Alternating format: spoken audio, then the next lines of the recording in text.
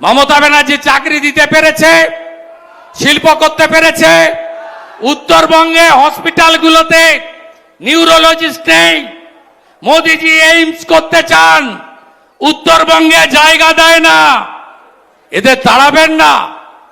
3 দিন আগে বলছে রাজবংশীরা হিন্দু না মুসলমান, মতুয়ারা হিন্দু না মুসলমান। রাজবংশীরা কি বলুন, বলুন, জোরসে বলুন, জোরসে বলুন।